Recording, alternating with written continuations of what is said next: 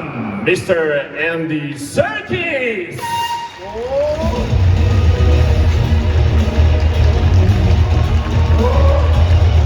はじめまして。Hello Andy, welcome! Andy さんよろしくお願いします。Nice to meet you. Welcome to Tokyo Comic Con. Thank you so much. Thank you. ありがとう。Mr. Speed over there. Precious. まさにゴールの生ご本人のプレシャスが出ました。出ました出まね。した。Thank you. これちょっと最後にやっていただこうと思ったんですけど、最初にやっていただいてしまったというね。よかったです。本当に。Topic station, thank you very much for that. He was expecting you to do it at the end of the show, but thank you for Maybe you can do it later too. どうですか。 Maybe. でもまた素晴らしいあれですけども、いや改めてアンディ・サーキスさんが来てくれました。出ました。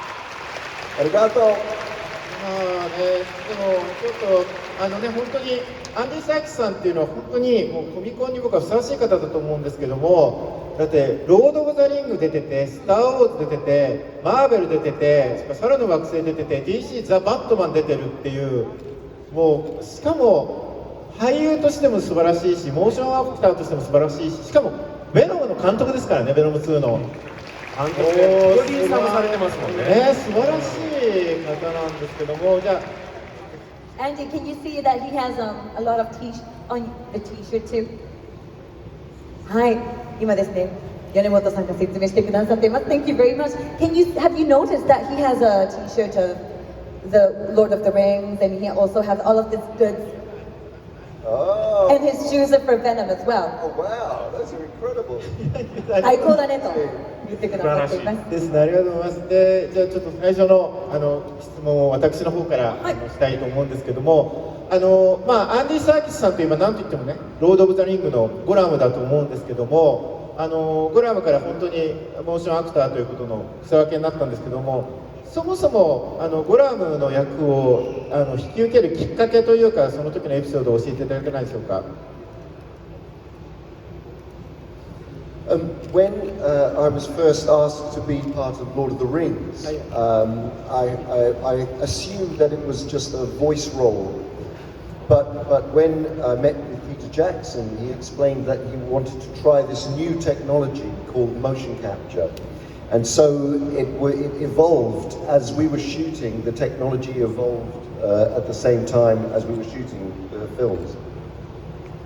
はい、最初はですね、ゴラムのお話をいただいたときに、それはもちろんこれだけの演出なのかな、出演なのかなというふうに思っていたそうなんですけれども、その時にピーター・ジャクソンという方とですね、お会いした時に、実は新しい技術があるんだよ、ちょっとやってみないかって言って話に上がったのがモーションキャッチャーだったということなんですね。なので、そのテクノロジーとともに進展していった作品だったというふうにおっしゃっています。テクノロジーでね、人間のこの素晴らしいねパフォーマンスが形になったっていうことですよね。はい、so he's saying that your performance itself evolved as well with the technology.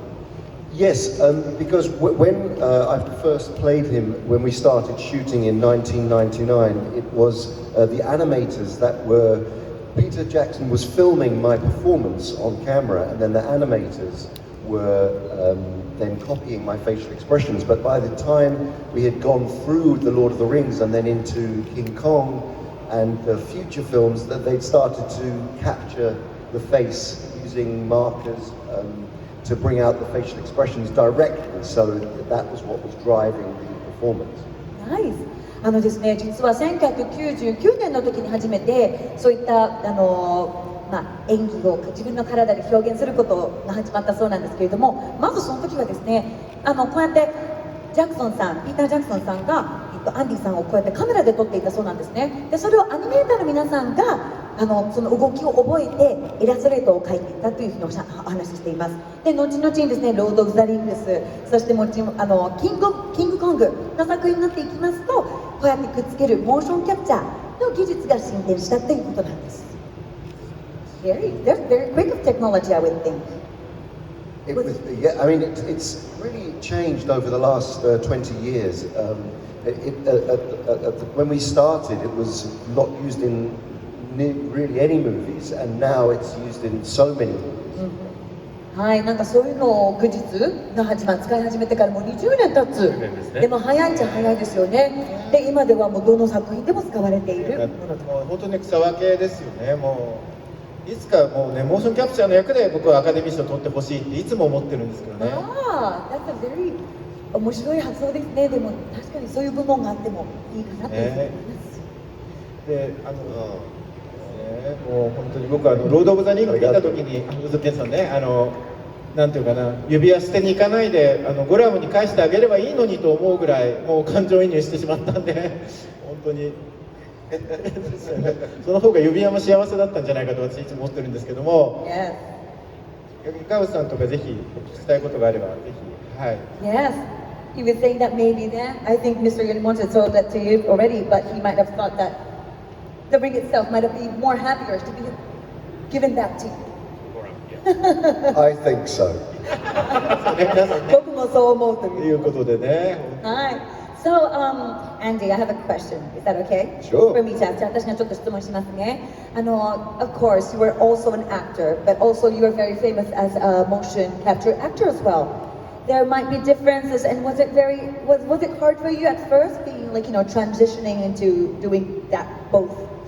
No, the thing is, everybody thinks that there is a special skill in motion capture, but it's really the process of becoming a character is exactly the same. You're creating a back history for the character, a psychological route for the character, physicality. It's the same process of playing a live action role more conventionally. And I think that's the mistake that people make. They think it's a special kind. I mean, obviously, if you're playing an ape or a creature, then you have to find a physical vocabulary for the way the character moves. But it's not that you're still embodying the character in the same way as you would a live action role more conventionally. I'm going to translate that really quickly. はい、先ほどですね、私が質問させていただいたのが、やっぱりその俳優を最初にやられていて、そしてモーションキャプチャー俳優としてもですね、もうすごく有名というのアンディさんなんですけれども、その間ってやっぱり違いはありますかだったりとか、最初になんかちょっと戸惑った部分はあるんですかっていうふうにお聞きしたところ、皆さんそういうことではなくってですね、やっぱり演技をするのはすごく似ているところ、そして自分だけじゃなくって、そのモーションキャプチャーの例えばですね、キングオブザエイプスだったりとか、キングコングだったりとか、ゴラムみたいなですね、ホビットに演じるときにその精神的に入り込めるというのがモーションキャプチャーの役割だというふうにおっしゃっていますね。Thank you very much. That was very helpful. And I'm going to the next one. So, is there any specific advice you made to Tom Hardy and Harrison in Venom to become Venom and Carnage? The thing is, with Tom Hardy, because he played the role of Venom before, he has his own process of working. In what was interesting for Tom was that he didn't want to have anything to look at for Venom. He wanted to be able to place Venom wherever he was looking. So he had his own process. But for Woody wanted to be able to inhabit the role of Carnage. So he really worked on a voice, and because it was the first time he was creating the character, I assisted him in finding a route into the voice and also the way that Carnage carries himself physically. はい、ですね、ベノムに監督として参加されたということなんですけれども、ベノム役のトム・ハーディ、そしてウッディ・ハレルソンにどんなアドバイスをしたかを聞かせていただいたんですけれども、ですね、まずですね、トムさんは、ベノムをどこかに置くってよくあるんですよ。なんかここにいると設定してくださいっていうふうに思っているところが多いと思うんですけれど、そういうの置きたくなかったんですって。もう自分の頭の中でここにいるんだっていうふうに構えて、自分の中でイマジネーションを考えて、そこから演技を発展していきたいというふうにおっしゃっていたんですね。なのでそのちょっとアドバイスとか、あとそういったところをちょっとなるべくやりやすいようにお手伝いをしたというふうにおっしゃっていますね。そしてウッディさんはですね、逆にベノムの何て言うんですか、声をどのように表現していくか、どんな気持ちになっているのかとかをちょっと重点的に気持ちを変えるようにですね、そのメンタル的なところからお手伝いをすることをアドバイスされたということでございます。Thank you so much. Thank you. 今回いらっしゃる時に実はツイッターでファンの皆さんからぜひ聞いてほしいっていう質問を受け付けたんですね。はい、それでその中の質問でちょっといくつかこれからお聞きしようと思ってるんですけども、はい、一つはですね先ほど見せたアンディ・サーキスさんといえば、ロード・オブ・ザ・リング、スター・ウォーズ、DC、マーベルと参加されているわけですけども、それぞれのアンディさんが感じた魅力を教えてくださいというすごい質問が来ておりまして、はい、アンディさんがもうこの4つのフランチャイズに出たアンディさんだからこそ語れるそれぞれの魅力っていうのを語っていただくというなんかすごいプロ顔負けの質問が来ていたので、本当ですよね、これをちょっとアンディさんにぜひ聞いてみたいなというふうに思います。スペさんはそれをツイッターで拾ってくださったんですね。ものすごいなアンディさんに対してもすごい質問がたくさん来て、はい。Yes. So I have been very, very lucky over the years to be part of all of these wonderful stories, and it's very interesting how different the universes are, and what I love about being able to go from one to another is their very distinctive styles. And Marvel, for instance, has a wonderful. There's always no matter how truthful the character is, there's always in many instances, the Marvel world there's always humor in it, and that is a very important part of what creates the Marvel universe is a real sense of fun and humor. In the DC world, for instance, in Batman, there's a much more sense of the emotional truth of the characters, and particularly playing Alfred with Robert Pattinson's Bruce. You know, there's a very emotional connection there, and I think there is a slightly darker approach to the storytelling. And for instance, in Star Wars, I've been obviously now very lucky to play 2 different characters, and also. What has been interesting is the different approaches to the movies, because Rogue One and the world of Andor is very much more grounded and feels more like the human story that we can relate to, whereas playing Snoke and playing the slightly more operatic end, the space opera end of the story, if you like, which is much bigger in terms of thematically, in terms of dark and light. You know, I've been very fortunate to be able to play in both of those extremes of that universe too, and many others, but I won't go on too long. はい、たくさん語ってくださいました。ですね、やっぱりこうやっていろんな作品に出させていただけることは本当にすごく嬉しく思っていると言ってくださいまして、やっぱりそれぞれのユニバース、惑星というんですか、銀河があるというふうにおっしゃっています。世界観みたいな、世界観だね、はい、そうだ。そしてそれを行き来することを許されるというのをすごく光栄に思っているということですね。でまずですね、マーベルの作品といったらユーモアがあるというのがやっぱり一つ違うところが言えるということですね。そしてその後はですね DC なんですけれども、 DC はやっぱりですね、バンドマンだったりとか、いろんな作品があるかと思いますけれども、どこかダークさがありつつ、そのエモーショナル、主人公の、なんか奥に潜んでいる思いとかを伝えるものがあったりして、そこがやっぱりいろんなファンの心をつかむものではないのかなというふうにおっしゃっていますね。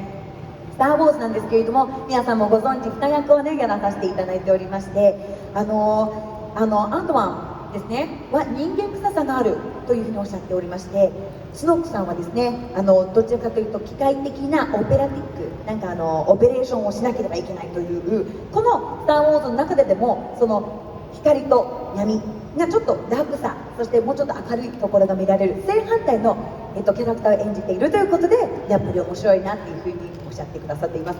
まだまだ語りたいけどね、でもね、今のところはここだけにさせてあげようっていうふうにおっしゃってくださいました。ありがとうございます。Thank you。これじゃあファンからの質問なんですけども、今ねスター・ウォーズディズニープラスのスター・ウォーズ&を見てらっしゃる方はご存知と思いますけども、スター・ウォーズで違うキャラクターを2回出てきたからには MCU でユリシーズ・クロウが死んだとしても違う形でマーベル・シネマティック・ユニバースに出てほしいというリクエストが実は来ていて、このアイデアいかがでしょうか。はい。So they were saying, no, no, no. So on Disney, because everybody knows you're doing Ulysses, and Ulysses passed on. Is there a possibility that you would come back as another character? Well, I always say never. ネバーセレバー分かりましたね。わかりましたね。ね、なのでなくはないとは言えないよと。I mean, these stories are mythological stories. They, you know, and you can drop into them at any time. So, who knows? One day. I really enjoy playing Ulysses Claw. I love that character so much. ユリシスというキャラクターすごく大好きでして、でやっぱりミソロジーなんか神話的なストーリーでもあったりしますので、どこからどこかで登場するっていうのはなくはないので何とも言えないけど、このキャラクターは好きだからてんてんてんといった感じですね。ちょっと期待しちゃいます。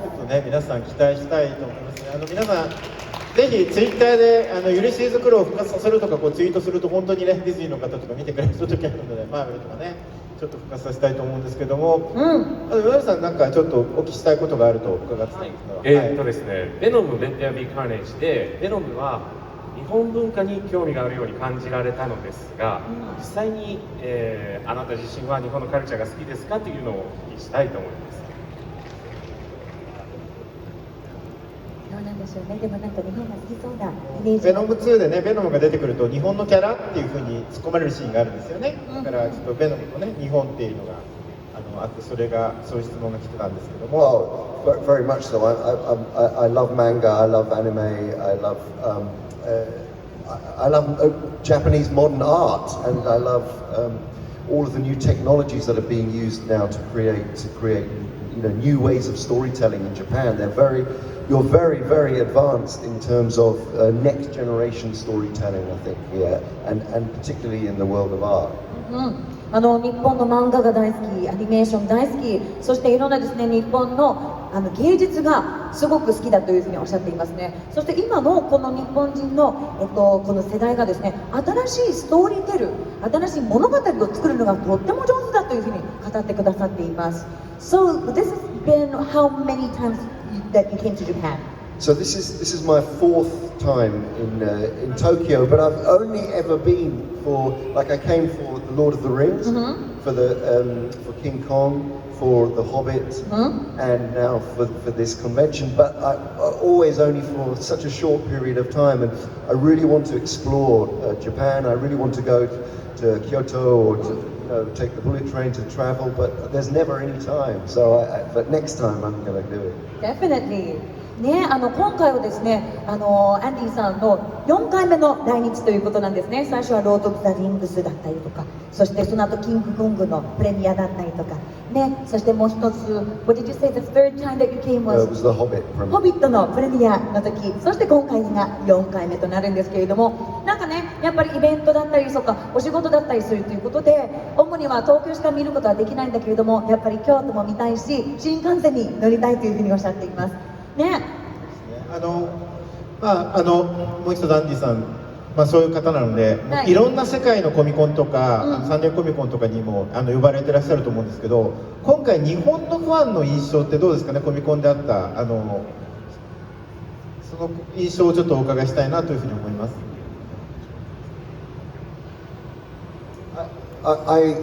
I'm really enjoying being here because I can see that you're so the enjoyment that you're receiving it feeds back to us. You know, we were all talking at lunchtime today about what a wonderful experience it is coming to Tokyo because you're such great fans and so appreciative and also you really understand the storytelling and you're very specific about the things that you love and you really communicate that to us. So it's very exciting for us.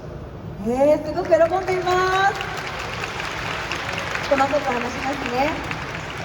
やっぱりファンの方々はですね、こうやって皆さん静かにはしているんだけれども、皆さんがこの作品についてのトークショーとか、を楽しんでいるのが伝わってくるんですって。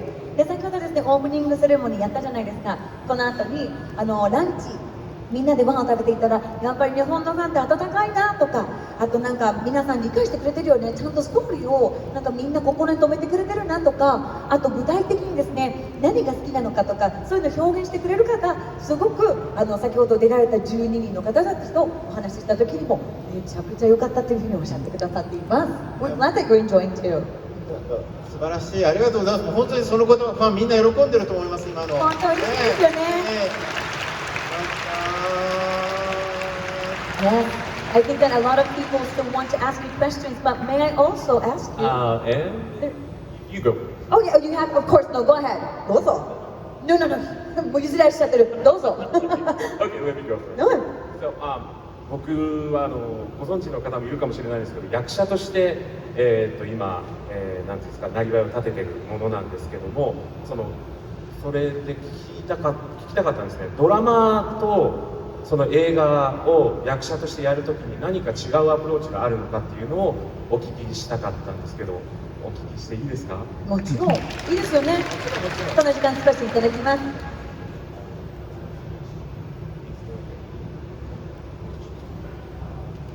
多くの方はですね、今こちらにいらっしゃる米本さん、初めてご覧になる方もいるかもしれないんですけれども、実はですね、いろんなハリウッド映画に出演されている方なんですよ。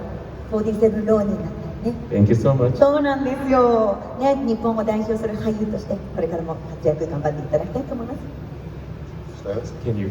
So, no, I mean, there's no difference whether you're playing, for me, whether you're playing a character on stage, or in a film, or in a motion capture suit, or in a TV show. It's all about the internal process of becoming someone or something else. So for me, it's a process of every single time. It's like a blank canvas, but you have a set of rules that help you over the years.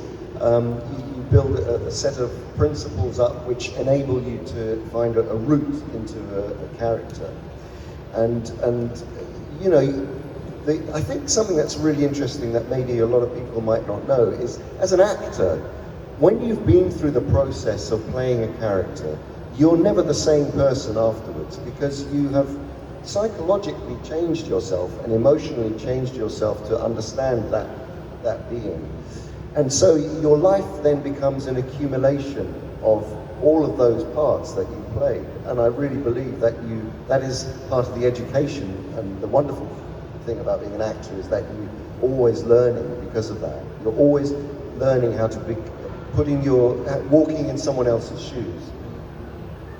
そうなんですね。今話してくださったのは、やっぱりいろんな役をやったり、テレビ、映画、モーションキャプチャーやったりしても、なんか全然違う作品に、違うものだと思われるかもしれないんですけれども、基本的には心の中、自分の中の内なるその感情を見つけることが全て同じだというふうにおっしゃってくださっていますね。どこか自分の中でですね、そのキャラクターとつながっていける根本的な部分を見つけることができると、なんと自分の中で変わり始めることができるんですね。でそれでその人になりきることによっていろんな描写が出てきたりとかするから、もう昨日とは違う人間に自分もなっていたりとかしていて、それが鏡としていろんな人たちの見る映画だったりテレビだったりとか、そういうところに見られるということなので、常にこの役者というのは学びがあるというふうにおっしゃってくださっています。 Thank you very much.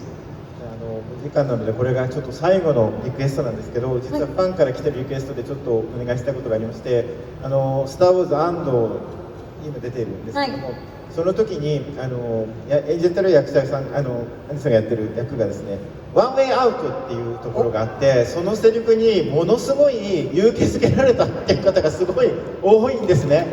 それでもしよければここにいる全員にワンウェイアウトって言っていただいてれば、ちょっとぜひぜひ、もう本当に勇気づけられてるということなんで、One way out! One way out! One way out! Thank you very much! Oh my God! Andy Serkis in person. Wow! One way out いかがだったでしょうか？最高です。 Awesome! 素晴らしい。Can I hear everybody say it together? Yes, yes. 皆さんにも言ってほしいそうなんですけど、よろしいですか？ One way out! One way out!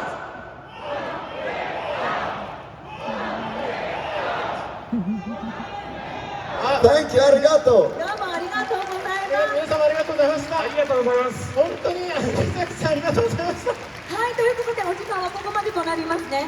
This is going to be the ending. Would you mind giving goodbye remarks to all of our guests here tonight? And also, we are being streamed right now to the people at home who are watching the stream as well. I would just like to say, I have been so lucky as an actor and to have spent all of these years being parts of stories that are appreciated by people like you who really love storytelling and see the importance of storytelling as a force for change. And that is why I do it, and that is why I think you're all here. So thank you very much for being such a great audience. I look forward to seeing you again soon. いやこんなね言葉いただけるなんてもうファンとして嬉しいですよね。そうですよね。はい、ということで。はい、すごくね、ご自身はラッキーだったというふうにおっしゃってます。多くの方たちに愛されて、これからもですね、進化していく、そして大切にされていく作品がですね、幸せだというふうにおっしゃってくださいました。やっぱり時期がね、変わっていくとともに、私たちも変わっていくんだけれども、皆さんのようにですね、きっと中にあるものが変わっていかない人たちも多くいるというのを信じているということでした。ありがとうございました。ありがとうございました。Arigato. 改めてアンディ・サーキスさんでした。